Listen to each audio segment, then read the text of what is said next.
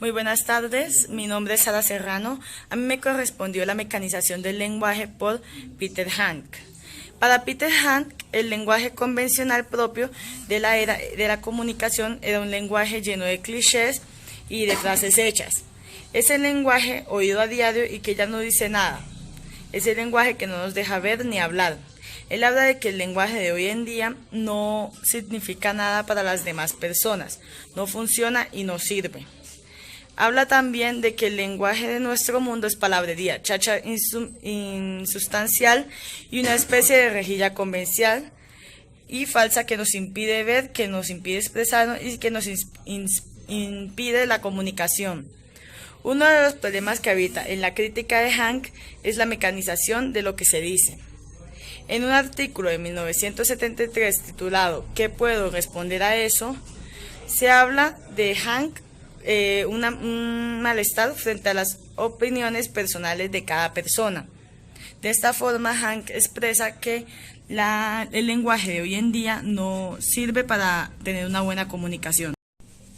Hank muestra durante toda su escritura la insatisfacción con el lenguaje recibido, la crítica constante de los clichés, la búsqueda minuciosa y casi maniática de un lenguaje en el que las cosas pueden aparecer en su pureza, el enorme esfuerzo que se requiere para que las cosas, incluso las más banales, las más cotidianas, las más simples, no se nos den ya falsificadas. Por eso, esquemas fosilizados de percepción que justamente por ser convencionales nos dan una falsa sensación de realidad. Se habla que para introducir el problema de la mecanización del lenguaje en una obra planteada en un contexto implícitamente educativo, basta con una referencia al teatro de 1988 titulado Gaspar. En esta obra se trata sobre una historia de un misterioso muchacho que a los 16 años aparecido en una plaza de Nijmegen en 1828. Y que, como indica el mismo Hank, en las primeras acotaciones sobre la puesta en escena, podría haberse utilizado también como tortura de la verdad. La obra muestra lo que es posible hacer con alguien, como se puede hacer hablándole a alguien hablándole. A nuestro grupo le correspondió Lenguaje y Educación de Jorge La Rosa. Nuestro grupo está conformado por Sara Serrano, Cristian Ariza, Felipe Bermúdez y quien les habla, Diego Bautista. Lenguaje y Educación de Jorge La Rosa plantea algunas cuestiones filosofo-educativas en el horizonte del lenguaje, para suscitar en el dominio educativo una atención y una sensibilidad al lenguaje y a nuestra relación con él. Inquietar esa relación, hacerla problemática, hacerla insegura y, si se puede, llevarla al pensamiento. El autor parte de la inquietud que la experiencia del lenguaje ha provocado en nuestro tiempo y principalmente en la práctica lingüística de disciplinas como la filosofía, que cada vez son menos especiales y menos especializadas. También dice que cuando partimos de lo que sabemos sobre el lenguaje, solo oímos lo que ya entendemos. También nos habla sobre la inquietud del lenguaje. El lenguaje se ha convertido en nuestro siglo en el objeto propio de una disciplina autónoma llamada la filosofía del lenguaje. Sitúa en el punto de partida como un signo de nuestro tiempo.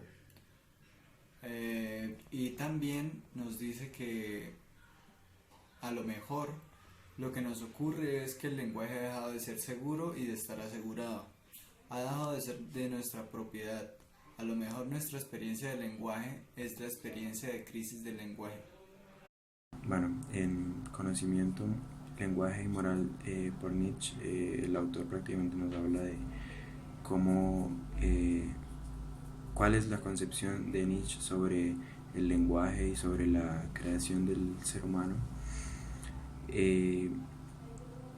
Podemos ver que Nietzsche decía que el lenguaje es una habilidad propiamente humana, la cual fue tomada como un medio un medio de supervivencia, ya que el ser humano es un animal bastante frágil y bastante débil, Entonces, esta fue su herramienta para crear sociedades y de esta forma eh, mantenerse.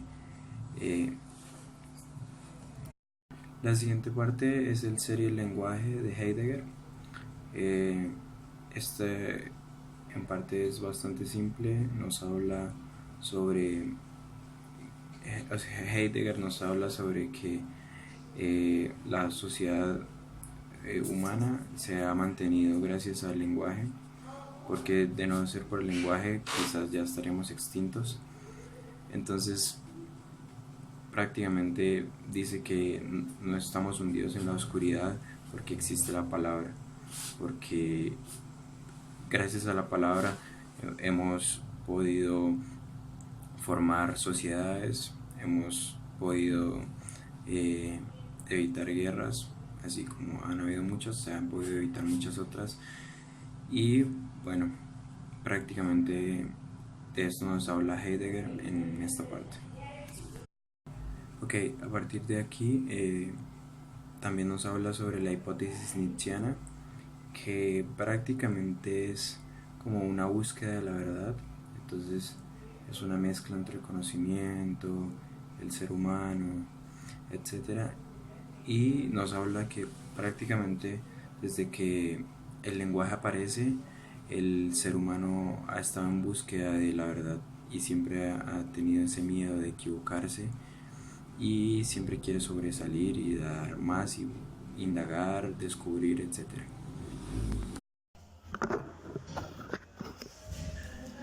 Buenas tardes, mi nombre es Cristian Ariza del programa de lenguas extranjeras y el día de hoy yo les voy a hablar un poco de lo que son los problemas del lenguaje y la educación en nuestra actualidad, ¿sí?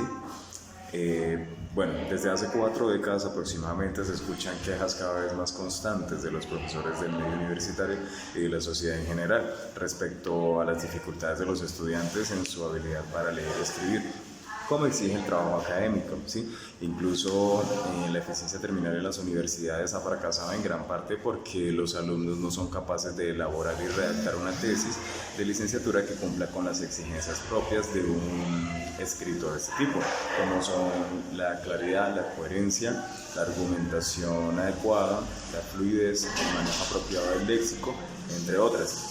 Sin duda, la enseñanza de la licenciatura también ha resentido un retroceso y requiere una profunda revisión para mejorar las prácticas de lectura y de apreciación de las obras literarias como expresión artística, como creación fundamentales en la formación integral de los estudiantes.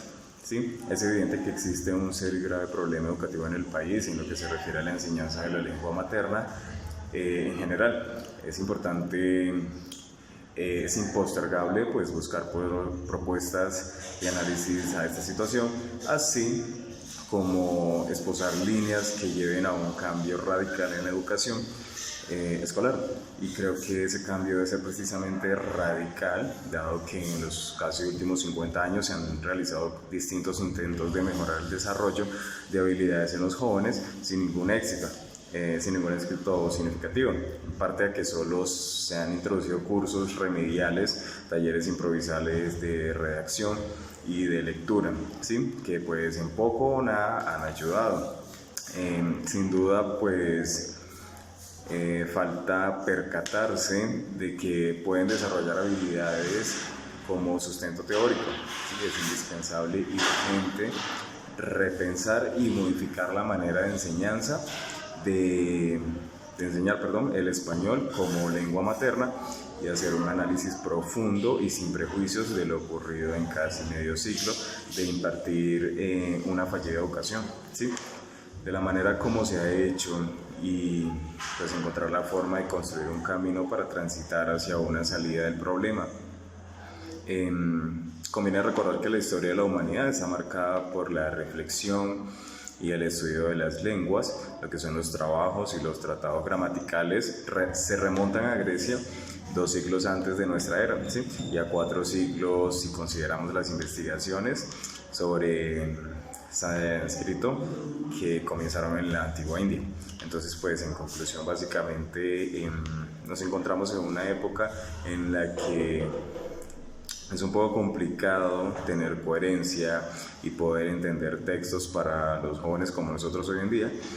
Y bueno, pues el hecho de leer es básicamente por leer, ¿sí? No tenemos como tal una comprensión, no logramos como tal un análisis de textos, lo cual nos está impidiendo tener una mejor comprensión de las cosas que leemos, o incluso en nuestras carreras nos impide no tener un completo desarrollo de las ideas, ¿sí? Entonces, pues eso es todo. Muchas gracias.